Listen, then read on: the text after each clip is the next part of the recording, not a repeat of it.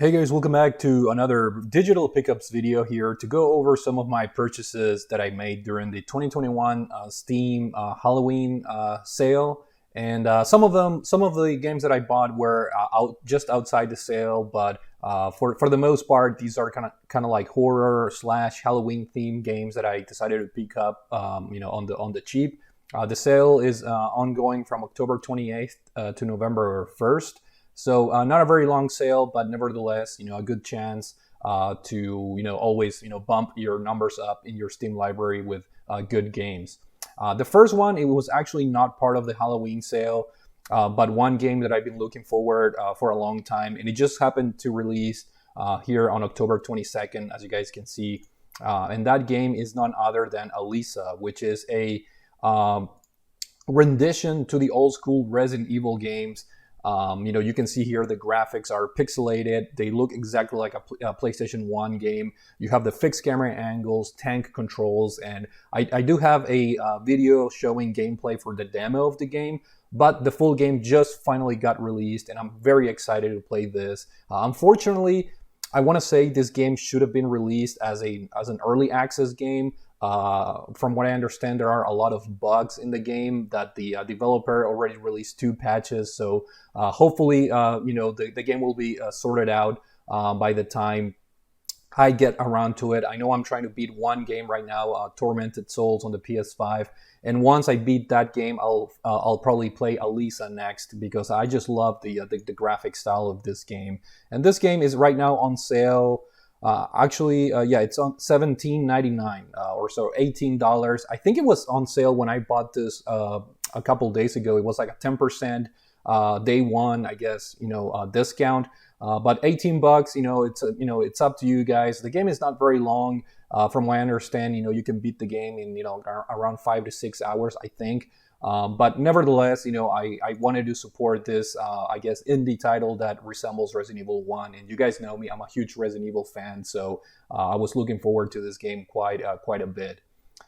Next up, a game that it's terrifying. I purchased it yesterday, and I already put a couple minutes into it. It's a short game, but it's none other than Murder House, which was voted as one of the most scary games recently. There was a horror thread on Reset Era forums.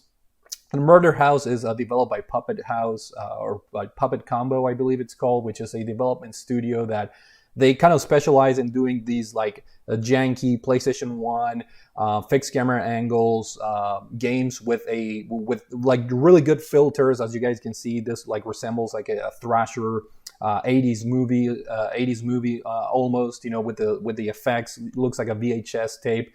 And this game is very scary. It features some of chase sequences where you have to hide from the main villain here, which is this Easter bunny here. So this game is extremely gory, extremely creepy. And again, I only played it for about an hour. Granted, the game is not very long, but as you guys can see here, you have an inventory system very similar to the Resident Evil games, the old school Resident Evil games. And it's just another one of those very, very scary games with a creepy, villain to boot. So sign me up. This game is part of the Halloween sale, and I believe if we scroll down here, it's $7.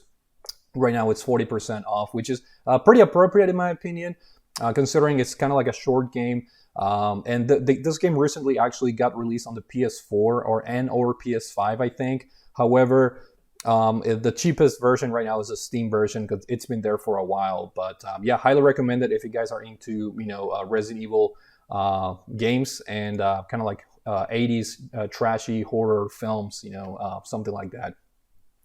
Next up is another indie game that I've heard a lot of good things about. This game. It's kind of like a first-person game, and the game is called No One Lives Under the Lighthouse.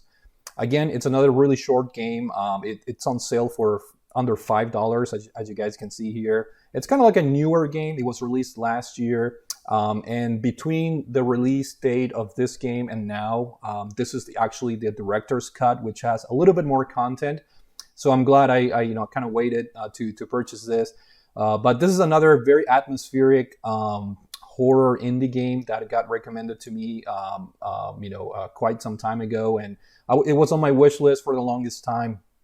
And now that the Halloween Steam sale is on effect, I decided to to purchase it. And as you guys can see here, very similar. It has like that low resolution PlayStation 1-esque type of graphics, pixelated graphics, but the game is supposed to be very atmospheric, and although it's short, it's supposed to be a very effective horror game. And so I'm looking forward to playing No One Lives Under the Lighthouse for the here for Steam.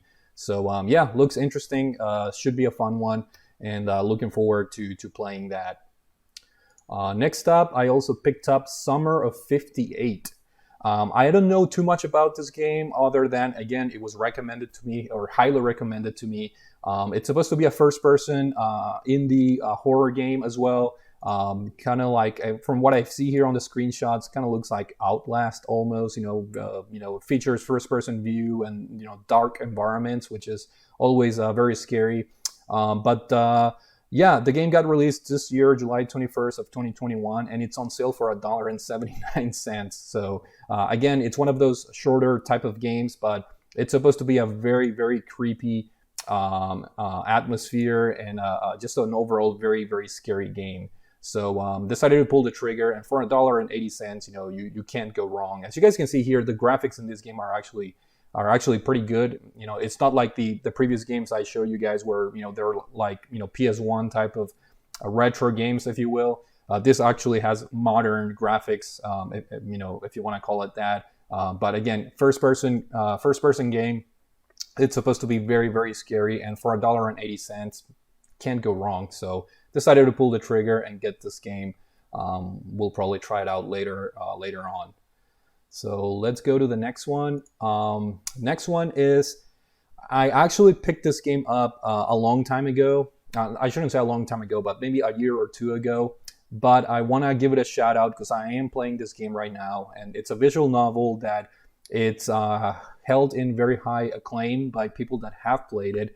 And that game is the House of Fata Morgana, which also saw a physical Nintendo Switch release not too long ago. But if you guys want the convenience of a digital version, this is a Steam version. Although I do have to say that the Nintendo Switch and or PS4 version have upgraded graphics, which is not a huge deal in the grand scheme of things. But it's just a more modern version. So since I had this game already on my Steam collection, I decided to play whatever I have in my library. So I started this game maybe I think last week, so I'm not very far into it, but this is a true visual novel in the sense that you're going to be reading a lot. So you have to be ready to read a lot and almost no gameplay aspects are attached to this game, as opposed to one of my favorite DS games, for example, 999. That game has some puzzle elements and kind of like more interaction from on behalf of the player. Yeah, looking forward to playing more of Fata Morgana here on PC, on Steam. And again, you have that option to play it on the Switch, but just a heads up to everyone that this game is on sale, and let's see how much it is going for. $12. You can't beat a good visual novel for $12. So if you guys don't mind the reading and the visual novel aspect, this is supposed to be a really good one, and so far I'm enjoying it quite a lot. Now, what I did pick up on the Halloween sale, and I purposely show the previous one to segue into the next one, is the House of Fata Morgana, a Requiem for Innocence, which it's kind of like DLC content. It's like a supplemental, I guess, content for the game. I'm not really sure what is it about, if it's a prequel or a sequel, or I'm not really sure what it is. But again, it was on sale. It's only $7.49. So since I'm enjoying the proper visual novel game, I figured I'd pick up the DLC and play it after I beat the first game. So should be a fun one, and glad to have it on my library. Now this game it's a recommendation for just about everyone because it's a free game, or at least it was when I downloaded it. Again, very very short game. I haven't played much of it. I only put a couple minutes in it, but it's a very interesting game, and it's called If on a Winter's Night for Travelers. And it does have a creepy atmosphere and some, I guess, major themes in it. I'm not going to spoil anything, but what really caught my attention in this game is the beautiful pixel art in this game. As you guys can see here, it has this isometric view with very beautiful pixelated graphics. I was surprised by the lighting effect that the game manages to achieve, considering the graphical limitation or the graphical direction that the developer went with. As you guys can see here, very detailed, and it's an isometric game, kind of like a point and click, where you talk to characters, you collect items, and you kind of solve puzzles and so forth. So far, I only put a couple of minutes, and I'm enjoying it a lot. And again, it's a free game. It's supposed to be only like 2 hours long or something like that. It's a very short game, but I figured I'd put it in there because it does have some eerie, I guess, themes in it, perfect for Halloween. And again, for free, you guys, can't complain, right? It's worth giving it a shot, in my opinion. Just on the art direction alone, I think that game looks fantastic. And they do have a supporters pack here, which, if I typically, if I enjoy the games, I buy the supporter pack, which is kind of like the way of saying thank you to the developer for releasing a free game. So, I wouldn't mind purchasing that, if I enjoy the game. Yeah, I'll keep that in mind. Now the next game, this is not part of the Halloween sale, but I decided to purchase it. It's kind of a newer game that really caught my attention, and that game is Wildermyth. It's definitely not a Halloween game, but it's one game that just took Steam by storm. It has an overwhelmingly positive amount of reviews, over 8,000 reviews. So for being an indie game, this has been causing quite a stir in a good way within the Steam community. And it's a game that combines a lot of elements. It's part XCOM, part point and click game, part strategy game, part micromanagement. There's so many components that revolve around this game. Wildermyth or Wildermyth. I don't know how you pronounce it, but you start with a character, like as you guys can see here. They're commoners, people that have, as you guys can see there, a spoon in his hand for an attack. But then you keep upgrading your characters as you level up. You can buy them proper armor, proper better weapons, and so forth. And the game does have a game deck, also kind of like element to it, both from the enemy point of view and the player point of view. And it has a very interesting interactive story.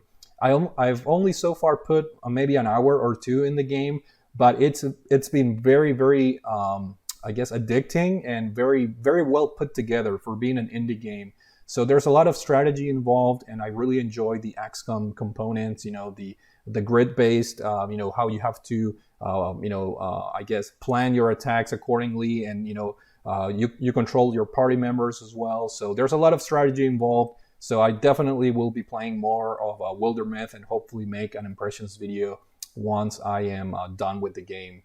But very charming art style, as you guys can see. You can romance, characters. You can develop different relationships with the characters, whether it's romance or friendships, or you can have like a very competitive attitude between characters in your party, which is pretty interesting on how the game evolves around the characters that you create. So with that being said, let's go to the next one.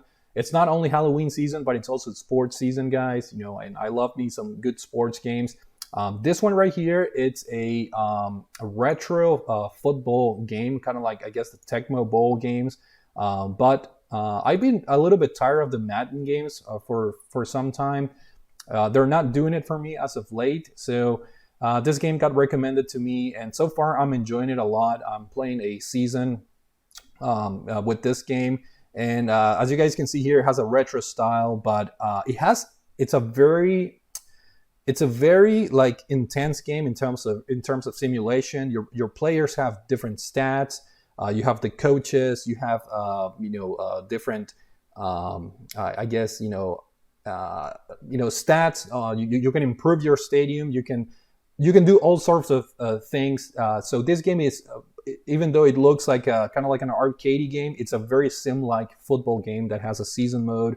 And there is a mod that I downloaded that has the NFL patch. You can play with NFL teams, which is highly recommended. Obviously, this game doesn't have the license.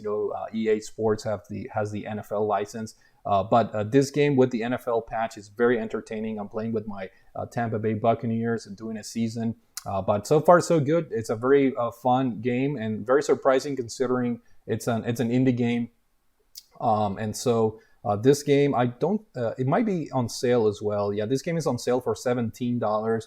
It's a new game, so highly recommended if you guys are into sports games and obviously specifically football. Next up, a game that I also picked up, not as far as the Halloween sale. I picked this up maybe a month or two ago, but it happens to be on sale because it's Halloween, obviously, and it's on sale for $5. And you cannot go wrong with the Castlevania Collection. This is a series that I've been saying on my channel that I really want to get more involved. It's one of those classic series that, for whatever reason, I haven't really delved too much into it. So this is the perfect entry point, the Castlevania Anniversary Collection. It features the classic NES games, as you guys can see here. It has Castlevania 1, Castlevania 2, Simon's Quest. It has 3, Dracula's Curse, and of course has Super Castlevania 4 for the Super Nintendo. But it also brings all the quality of life, kind of like improvements that are kind of appreciated from my point of view, at least. It has save states. You can save state, load. It has like artwork, unlockable artwork, and so forth. So a lot of cool things that, in my opinion, are very useful for someone that's very busy like me. These games can be brutally difficult and unfair, in my opinion. Being old school games. But as you guys can see here, it has all the art and the history of Castlevania. It's pretty cool. So I figured, I pick it up and give it a shot and see if I can get more into the Castlevania series. So for $5 and all these games included in one package, it's really easy to say yes and hit that purchase button. And last but not least, also I picked this up, the Baldurs Gate games. These are not technically horror games, but these are classic CRPG games that got released a very long time ago, but these are the enhanced versions. I did pick up Baldur's Gate 1 and 2. So these are very old school CRPG games that really require a lot of time investment. So I don't know if I'm going to play these games right away, but if you have Steam and you're a PC gamer, you have to have these games in your collection. They're part of the history of PC gaming, almost, if you will. These are classic CRPGs that have remained. They're a little bit of the play nowadays. The gameplay is a little bit dated, even with the enhanced versions. But it's something worth adding to your collection. Especially they're on sale for like $3 or $4 each. So I decided to get Baldur's Gate 1 and 2, and hopefully one day I'll get to play them. These are very time investment heavy games, so we'll see what happens there. But that's it for now. Hopefully you guys enjoyed this digital pickups video for, I guess, Halloween themed for the Steam sale. Make sure you check out the Halloween sale, and it's a very brief sale, but there are a lot of quality horror games out there on sale on Steam right now. So yeah, thank you guys for watching, and I will see you all later. Take it easy.